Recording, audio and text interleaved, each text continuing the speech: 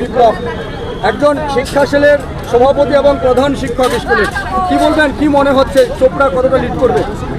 আজকে তো আপনারা দেখলেন ঘিন্নিগার যে মানে স্বতঃস্ফূর্ত জনপ্লাবন যেটা আমি বলবো সেটা আপনারা দেখে নিলেন এবং এখান থেকে প্রমাণ হয়ে গেল যে আমাদের বিধায়ক সাহেবের গর্জন, বিরোধীদের বিসর্জন, এটাই মানে শেষ বাক্য। হ্যাঁ, অবশেষে কি শিক্ষিত সমাজও চাইবে তৃণমূল ছাড়া অন্য কেউ বিকল্প রাজ্যে না থাকুক?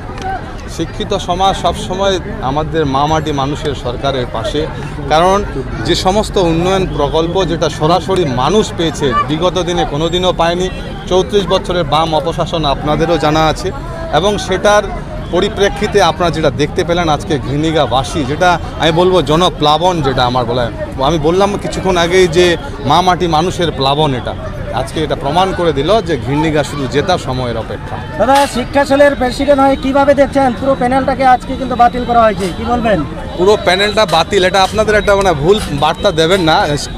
প্যানেল বাতিল হয়েছে তার মানে এটা না যে চাকরি চলে গেছে, এটা আবার সংশোধন হবে, হয়তো কিছু গোলযোগ বা যেটাই বলুন কিছু মিস্টেকের দরুন, হ্যাঁ সেটা হয়েছে, আবার নতুন প্যানেল বেরোবে। এতে আমি বলবো যারা যারা রয়েছে চাকরি প্রার্থী, এদের আশ্বস্ত করারই ব্যাপার আছে। আর আপনারা এভাবে ভুল বার্তা দেবেন না যে প্যানেল পুরোপুরি বাতিল হয়ে গেছে। প্যানেল বাতিল হয়েছে ঠিক, কিন্তু একটা কথা আবারও বলছি আপনাদের, প্যানেলটাকে আবার রিভিউ করে পুনরায় প্যানেল আবার প্রকাশ করবে।